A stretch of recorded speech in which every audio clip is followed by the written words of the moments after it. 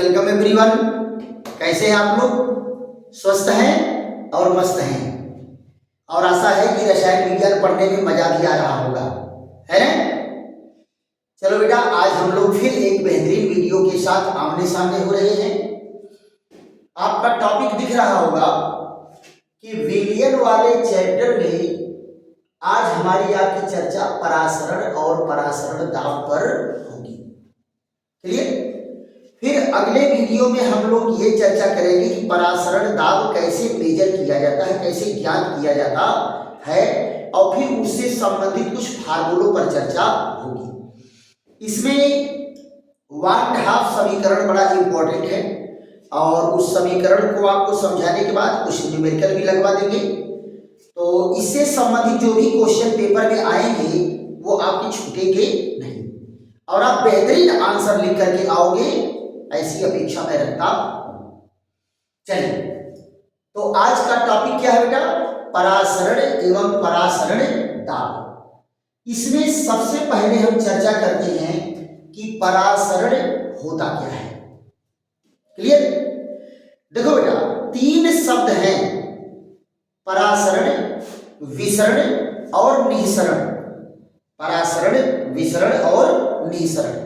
देखो बेटा, विसरण की प्रक्रिया जो होती है, किसी पदार्थ का अपने माध्यम में, जो चारों ओर उसके माध्यम है, निर्विरोध बिना किसी बाधा के अगर वो इक्वली डिस्ट्रीब्यूट हो जा रहे हैं तो ये क्या है? विसरण है। जैसे मान लो कोई लड़का परफ्यूम लगा के आता है, सेंट लगा के आता है और पूरे कमरे को महका देता है, ये क्या है? विसरण है ना? आप बीकर में पानी लेकर के 1 कण पोटेशियम परमैंगनेट का डाल देते हैं, पूरा पानी धीरे धीरे लाल हो जाता है, ये क्या है? विसरण है। लेकिन परासरण में एक शर्त है कि अर्ध पारगम्य झिल्ली होना चाहिए। ऐसी झिल्ली होना चाहिए जिनमें से कुछ चुने हुए पदार्थ या विलायक के अणु ही केवल आर पार जा सके।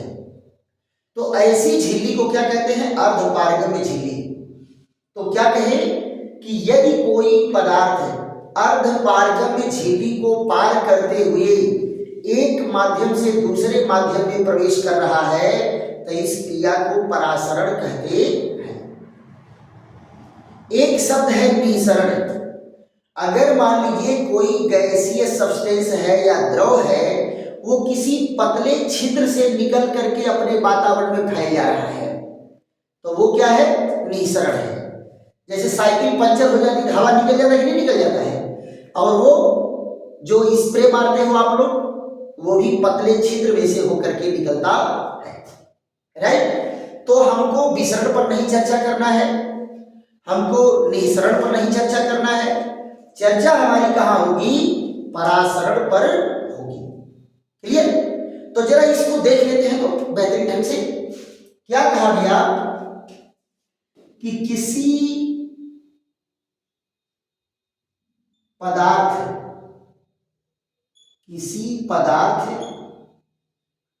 का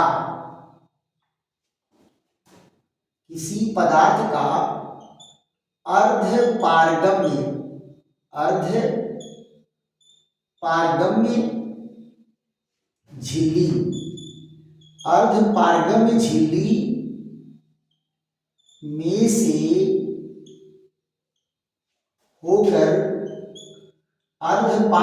झिल्ली में से होकर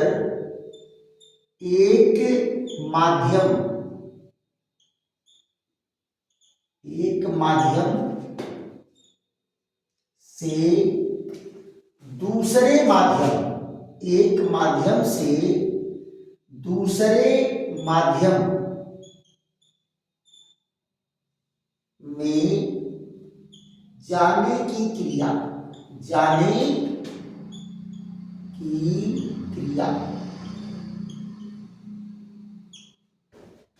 परासरण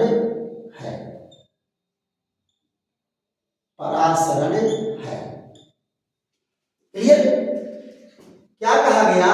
किसी पदार्थ का अर्धपारगम्य झिल्ली में से होकर एक माध्यम से दूसरे माध्यम में जाने की क्रिया परासरण है। एक लाइन और इसमें क्या कहा, प्रवाहित होने वाला अणु, प्रवाहित होने वाला अणु, होने वाला अणु अपने अधिक सांद्रता, अपने अधिक सांद्रता, अपनी अधिक सांद्रता से कम सांद्रता की ओर, कम सांद्रता की ओर प्रवाहित होता है, प्रवाहित होता है। यदि प्रवाहित होने वाला अणु, प्रवाहित होने वाला अणु जल हो, प्रवाहित होने वाला अणु जल हो तो वह तनु विलयन से, तनु विलयन से सांद्र विलयन की ओर, तनु विलयन से सांद्र विलयन की ओर प्रवाहित होता है, प्रवाहित होता है। क्लियर? ये बेटा क्या है, परासरण की क्रिया से संबंधित बातें हैं। 4 लाइन आप आराम से लिख सकते हो। क्या कहा कि प्रवाहित होने वाला अणु जिधर जाता है उधर से कम की ओर प्रवाहित होगा। अब यहां क्या है, अगर मान लो प्रवाहित होने वाला अणु ज्यादा है तो प्रवाहित होने वाला अणु ज्यादा कहां होगा, जहां विलयन तनु होगा, जहां डाइल्यूट सॉल्यूशन होगा वहां पानी ज्यादा होगा, और जहां सांद्र विलयन होगा वहां पानी कम होगा। तो पानी जहां ज्यादा है वहां से कम की ओर जाएगा, यानी तनु विलयन से सांद्र विलयन की ओर जाएगा। क्लियर? अब आप जरा देख लो, इनका फिगर बना के समझा देते हैं। ये देखो 2 विलयन है, 2 विलयन, और दोनों विलयन को ये अलग किया गया है, किससे, अर्ध पारगम्य झिल्ली से अलग किया गया है। ये क्या है, अर्ध पारगम्य झिल्ली। अब यहां जरा देखो 2 विलयन है, एक सांद्र विलयन है और एक तनु विलयन है। इनको अर्ध पारगम्य झिल्ली से क्या किए, अलग कर दिए हैं। यहां देखो ये जो नजदीक नजदीक लाइन बना दिए, ये किसको बता रहा है, ये बता रहा है कि ये वाला विलयन सांद्र है, ये वाला विलयन कैसा है, सांद्र विलयन, सांद्र विलयन। इधर का विलयन कैसा है, तनु विलयन। कैसा विलयन है, तनु विलयन है। और ये क्या है, बीच में लगी हुई, बीच में लगी है अर्ध पारगम्य झिल्ली, अर्ध पारगम्य झिल्ली लगी हुई है। क्लियर? अब आप जरा देखो विलायक के अणु, विलायक के अणु क्या करेंगे, अर्ध पारगम्य झिल्ली को पार करते हुए किधर जाएंगे, तनु विलयन से सांद्र विलयन की ओर जाएंगे, और इसी क्रिया को कहते हैं परासरण। इसी को क्या कहते हैं, परासरण। पक्का? अब बात आ जाती है परासरण के प्रकार, है ना, परासरण कितने प्रकार से होता है। ये देखो परासरण के प्रकार, परासरण के प्रकार। आप जरा देखो परासरण को दो प्रकार से डिवाइड किया गया है। पहला कौन है? अंतः परासरण।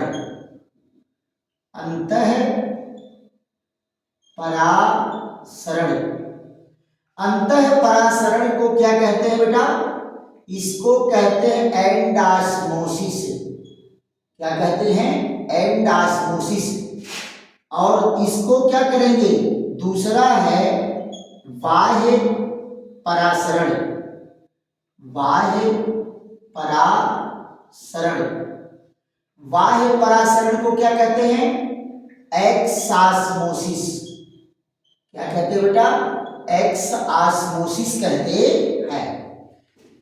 तो एंडास्मोसिस और एक्सआस्मोसिस दो प्रकार का जो परासरण हम कर रहे हैं, वर्गीकरण है, ये विलायक को या प्रवाहित होने वाले अणु की दिशा पर है कि वो किसी सिस्टम में बाहर जा रहा है या किसी सिस्टम में अंदर प्रवेश कर रहा है।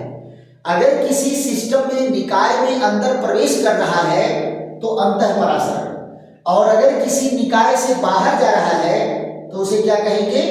बाह्य परासरण। क्लियर? और जानते हो बेटा, परासरण की क्रिया पर टोटल हमारे शरीर का प्रोसेस, प्लांट का प्रोसेस सब उसी पर डिपेंड है। एक सेल से दूसरे सेल में जो सब्सटेंस का आदान प्रदान होता है, ये सब परासरण पर ही डिपेंड करता है। समझ गए? तो परासरण जो है बड़ा ही इंपॉर्टेंट प्रोसेस है। लेकिन कुछ उदाहरण देकर के हम आपको बताते हैं कि ये परासरण की क्रिया कहाँ होती है। तो इसका फर्स्ट का स्क्रीनशॉट ले लो, उसके बाद जो है आगे बढ़ते हैं। तो चर्चा किस पर चलेंगे? अंतः परासरण और बाह्य परासरण।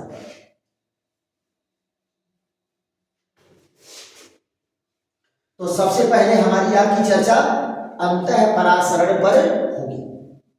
देखते हैं अंतः परासरण में क्या होगा। जब किसी पदार्थ के अणु बाह्य वातावरण से किसी निकाय में प्रवेश करता है तो उसे अंतः परासरण कहते हैं। क्या कहेंगे? अंतः परासरण कहेंगे। तो जरा देख लो, इसमें पहला क्या है? बाह्य परासरण। इसको क्या कहेंगे? एक्स आस्मोसिस। एक्स आस्मोसिस, एक्स आस्मोसिस लिखा है, पहले इसी को देख लो। एक्स आस्मोसिस है ना? पहले चर्चा किस पर है? एक्स आस्मोसिस पर ही कर लेते हैं, उसके बाद एंड आस्मोसिस पर आ जाएंगे। देखो बेटा क्या कहा, जब किसी पदार्थ का अणु, जब किसी पदार्थ का अणु अर्धपारगम्य झिल्ली में से, अर्धपारगम्य झिल्ली में से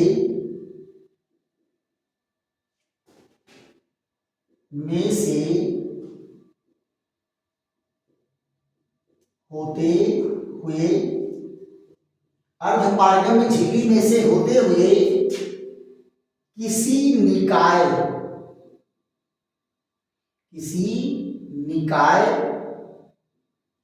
या सिस्टम, निकाय से निकलकर बाह्य वातावरण में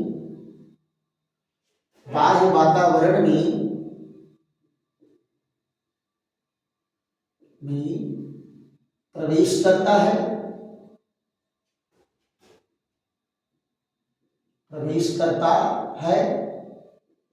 तो उसे बाह्य परासरण कहते हैं। तो उसे बाह्य परासरण कहते हैं। देखो बेटा, तो कितनी बेहतरीन चीजें हैं। जब किसी पदार्थ का अणु अर्धपारगम्य झिल्ली में से होते हुए किसी निकाय से निकलकर बाह्य परिवेश में या बाह्य वातावरण में प्रवेश करता है तो उसे बाह्य परासरण कहते हैं। जरा इनका एग्जाम्पल लेकर के देख लेते हैं। इनका एग्जाम्पल क्या है, आप यहां देखो। अगर आप अंगूर के दाने को कहां डाल दे रहे हैं, चीनी के गाढ़े घोल में। अंगूर के दाने को चीनी के गाढ़े घोल में डाल दे रहे हैं। ये देखो, ये है अंगूर का दाना।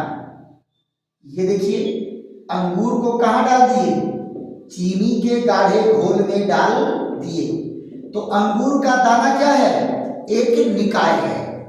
यहां देखो, ये क्या है, चीनी का घोल, चीनी का घोल है। और ये कौन है, अंगूर। कौन है, अंगूर। अब देखो, यहां से पानी के अणु निकल करके क्या करेंगे, बाहर वातावरण में जा रहे हैं, यानी चीनी के घोल में जा रहे हैं। तो ये प्रक्रिया क्या है, इसे कहेंगे बाह्य परासरण। और जब बाह्य परासरण होगा तो क्या होगा, जरा ध्यान दो। बाह्य परासरण के कारण ये अंगूर क्या है, पिचक जाएगा। अंगूर क्या होगा, पिचक जाएगा। यहां देखो, अंगूर कैसा आ गया, इस तरह से आ गया ये। अच्छा बेटा ये बताओ, आप लोग शादी विवाह में अंगूर की मीठी चटनी खाए हो कि नहीं? तो आप अंगूर के दाना को जब उठा करके ऐसे ऐसे करोगे तो वो मुलायम होगा, और अंगूर का दाना कड़ा होता है। और वो मुलायम क्यों हो जाता है, एक्स ऑस्मोसिस के कारण, बाह्य परासरण के कारण। तो एक्स ऑस्मोसिस में क्या होगा, विलायक के अणु, जल के अणु निकल कर बाहर चले आते हैं और ये पिचक जाता है। आप जरा देखो, बाह्य परासरण देखने को कहां कहां मिलता है। बाह्य परासरण में इनका एग्जाम्पल क्या है, यहां देखो, गुर्दे से पेशाब का छलना। गुर्दे से पेशाब का छलना क्या है, बाह्य परासरण है। नंबर 2, पत्तियों से वाष्पोत्सर्जन। पत्तियों से वाष्पोत्सर्जन, पत्तियों से वाष्पोत्सर्जन जो है, ये भी बाह्य परासरण का उदाहरण है। क्लियर? अगर बेटा बाह्य परासरण आ रहा है तो इससे ज्यादा लिखने की जरूरत नहीं है। दूसरा जरा देखो, अंतः परासरण। दूसरा पॉइंट क्या है, अंतः परासरण। अंतः परासरण है। अंतः परासरण को क्या कहते हैं, एंड ऑस्मोसिस। एंड ऑस्मोसिस कहेंगे। क्लियर? ये क्या है, इसका ठीक उल्टा है। इसका ठीक उल्टा।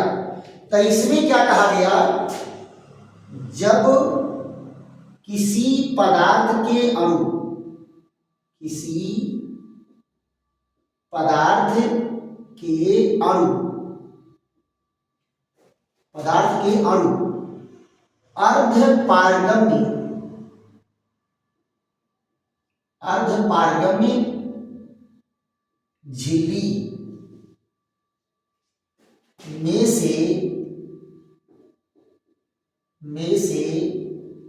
होते हुए, अर्धपारगम्य झिल्ली में से होते हुए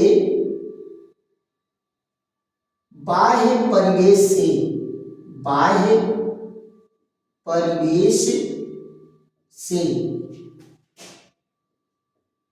किसी निकाय में, किसी निकाय में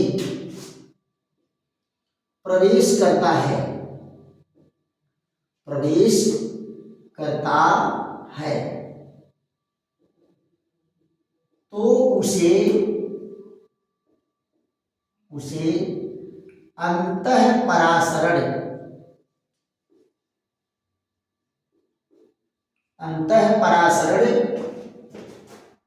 कहते हैं। अंतःपरासरण कहते हैं। क्लियर? ये क्या है? अंतःपरासरण है। जब किसी पदार्थ के अणु अर्धपारगम्य झिल्ली में से होते हुए बाह्य परिवेश से किसी निकाय में प्रवेश करता है तो उसे अंतःपरासरण कहते हैं। जरा देख लो, इसका एग्जाम्पल क्या है? ये है एक पेट्री डिश ले लीजिए या बीकर ले लीजिए, इसमें क्या भरा है? पानी। क्या भरा है? पानी। और यहां जरा देखो, इसमें क्या रखेंगे? इसमें रखते हैं किशमिश। क्या रखते हैं? किशमिश। पानी में क्या रखे? किशमिश। आप जरा देखो, ये क्या है? पानी है और ये क्या है? किशमिश है। किशमिश है। तो होता क्या है? इसमें पानी के अणु किशमिश के अंदर प्रवेश करते हैं तो किशमिश क्या होगा? फूल जाएगा। तो ये जो प्रोसेस हो रहा है, ये क्या है? ये है अंतःपरासरण। अंतःपरासरण को क्या कहते हैं? And osmosis. क्या कहते हैं? And osmosis. इसका रिजल्ट क्या होता है बेटा? इसका रिजल्ट ये होगा कि ये किशमिश का दाना फूल जाता है। किशमिश का दाना क्या होगा? फूल के अंगूर की तरह से हो जाएगा। ये इसका परिणाम है कि अंगूर का दाना फूल करके, अरे किशमिश का दाना फूल करके अंगूर की तरह हो गया। तो बेहतरीन एग्जाम्पल है ना। इसका प्रयोग तो सभी लोग कर सकते हो, इसका भी प्रयोग कर सकते, इसका प्रयोग कर सकते हो। इसके लिए किसी बहुत लेबोरेटरी की जरूरत नहीं, घर पर कर सकते हो। लेकिन ये किशमिश को रखने के बाद कहीं सुरक्षित जगह पर रखना, अपनी जो कटोरी प्याली होगी सुरक्षित जगह पर। नहीं तो मैं भी एक बार प्रयोग किया था, तो उठा करके किशमिश को गिलास में कटोरी में रख करके और रख दिए कहाँ? पहले गांव में वो आता नहीं था मिट्टी का, वो बना था गेहूं रखने के लिए, उसके ऊपर रख दिए। और सुबह पता चला एक को अंगूर नहीं मिला, सारे अंगूर चूहा खा गए, सारे किशमिश चूहा खा गए। तो ऐसे प्रयोग मत करना, सुरक्षित रखना उसको, है। तो ये चीजें अब आप जरा देखो, इनका रियल एग्जांपल देख लेते हैं कि रियल एग्जांपल इसमें क्या है। देखो, अंतःपरासरण में पहला एग्जांपल क्या है? आंत द्वारा भोजन, आंत द्वारा भोजन का अवशोषण, आंत द्वारा भोजन का अवशोषण। और दूसरा एग्जाम्पल क्या है इसका? दूसरा एग्जाम्पल है पौधों की जड़ों द्वारा, पौधों की जड़ों द्वारा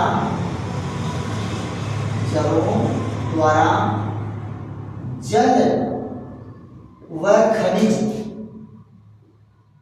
जल व खनिज का अवशोषण, खनिज का अवशोषण।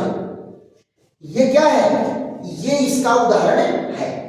आंत जो है पचा हुआ भोजन को एब्जॉर्ब कर लेती है, अंतःपरासरण। पौधे जो है जड़ों द्वारा जल और मिनरल को एब्जॉर्ब कर लेते हैं, खनिज को। ये भी क्या है? अंतःपरासरण है, राइट। तो ये आशा है कि आप लोगों को खूब समझ में आया होगा। अब इसके बाद चर्चा करते हैं बेटा परासरण दाब की। किसकी चर्चा करते हैं? परासरण दाब की, कि परासरण दाब क्या होता है। आइए, परासरण दाब जो है बेटा, जो झिल्ली पर दाब उत्पन्न होता है, परासरण की क्रिया में जो झिल्ली पर दाब उत्पन्न होता है उसे क्या कहते हैं? परासरण दाब कहते हैं, है कि नहीं? परासरण की क्रिया में जो दाब उत्पन्न होता है उसे परासरण दाब कहते हैं। क्लियर? अब बात आती है कि परिभाषा इसका दो तरह से देते हैं। आप या तो झिल्ली पर जो दाब लगता है उसे परिभाषा दे दीजिए, दूसरी परिभाषा होती है कि परासरण की क्रिया को रोकने के लिए लगाया गया दाब परासरण दाब होता है। तो यहां जरा देखो, इस पर हम लोगों की किस पर चर्चा चलेगी? परासरण दाब। परासरण दाब जिसकी अंग्रेजी क्या होती है? Osmotic pressure. ऑस्मोटिक प्रेशर पर चर्चा चलेगी। परासरण दाब, ऑस्मोटिक प्रेशर। क्लियर? तो परासरण दाब की दो परिभाषा है, दोनों पर हमारी आपकी चर्चा होती है। देखो बेटा, पहली परिभाषा क्या होगी? जब किसी पदार्थ का अणु, जब किसी पदार्थ का अणु अर्धपारगम्य झिल्ली, अर्धपारगम्य झिल्ली, अर्धपारगम्य झिल्ली में से होते हुए, अर्धपारगम्य झिल्ली में से होते हुए तनु विलयन से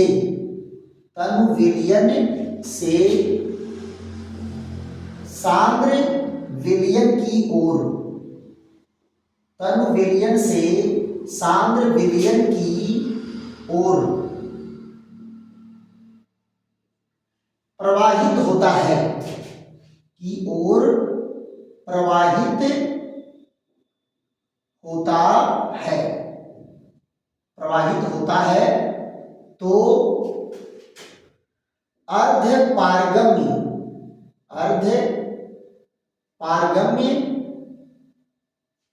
झिल्ली, अर्धपारगम्य झिल्ली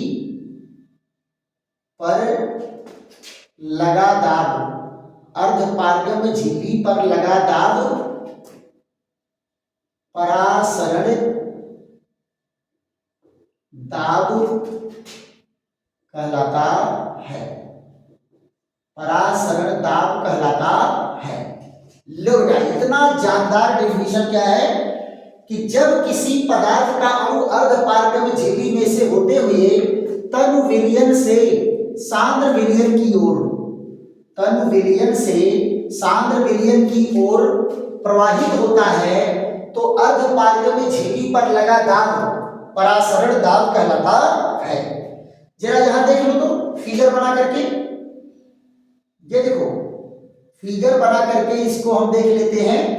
क्या कहा गया कि अर्धपारगम्य झिल्ली से दोनों विलयन को अलग किया गया, तनु विलयन को सांद्र विलयन से अलग करेंगे। ये देखो, ये सांद्र विलयन है, सांद्र विलयन को किससे अलग किए? तनु विलयन से। तो यहां जरा देखो, ये है सांद्र और ये विलयन कौन है? तनु। तो क्या कहें? और ये कौन है?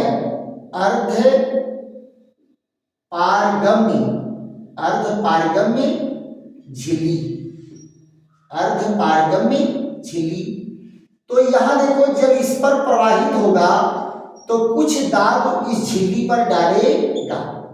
इस झिल्ली पर जो दाब लग रहा है इसी को कहा गया परासरण दाब। इसको क्या कहा गया? परासरण दाब। लेकिन बेटा, इस दाब को आसानी से मेजर नहीं किया जा सकता। कितना दाब लगा रहा है ये आप कैसे मेजर करोगे? तो जो दूसरी डिफिनीशन है वो स्टैंडर्ड डिफिनीशन है, उसको आप इजीली जो है मेजर कर सकते हैं। तो यहां पर जरा देखो, परासरण दाब में पहला परिभाषा और ये क्या है? दूसरा परिभाषा है। क्या कहा गया इसमें? जरा देखो दूसरी परिभाषा में, जब तनु विलयन को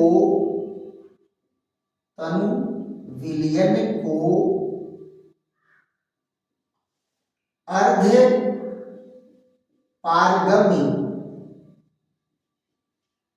पारगम्य झिल्ली से पृथक करते हैं, पृथक मतलब अलग, पृथक करते हैं, तो विलायक का अणु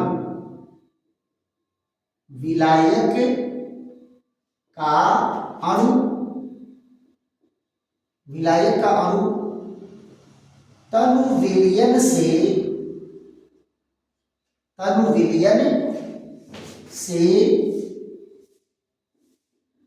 सांद्र विलयन की ओर,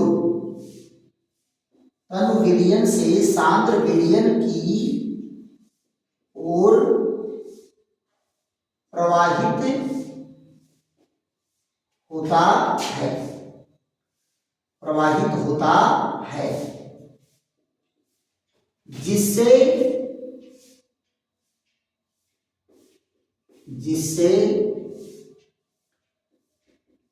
सांद्र विलयन का तल ऊपर उठने लगता है और तनु विलयन का तल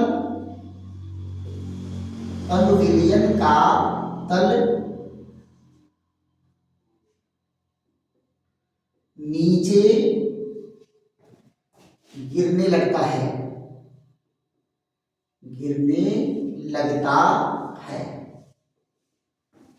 अब सांद्र विलयन की सतह पर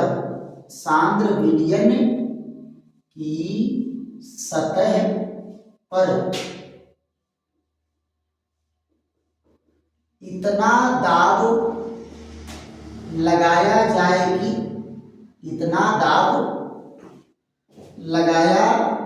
जाए कि परासरण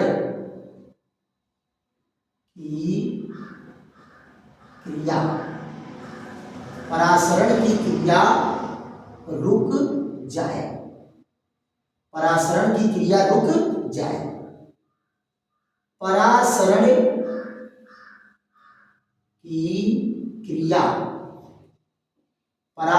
की क्रिया को रोकने के लिए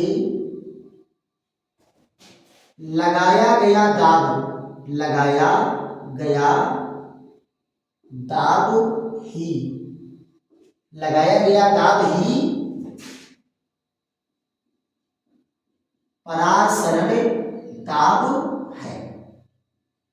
परासरण दाब है। आप देखो ये दूसरी परिभाषा है कि परासरण की क्रिया को रोकने के लिए लगाया गया दाब परासरण दाब होता है। जरा देखो तो इनका फिगर के द्वारा समझा देते हैं। ये है एक उपकरण जिसमें तनु विलयन और सांद्र विलयन को एक दूसरे से अलग किया गया है। इधर देखो ये कौन है, इधर है सांद्र विलयन, ये कौन है, तनु विलयन है।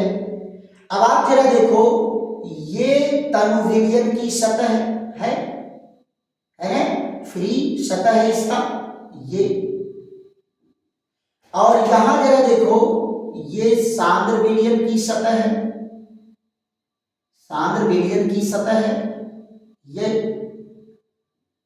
देखो ये कौन है, ये है तनु विलयन, ये क्या है, ये है सांद्र विलयन, और ये क्या है अर्ध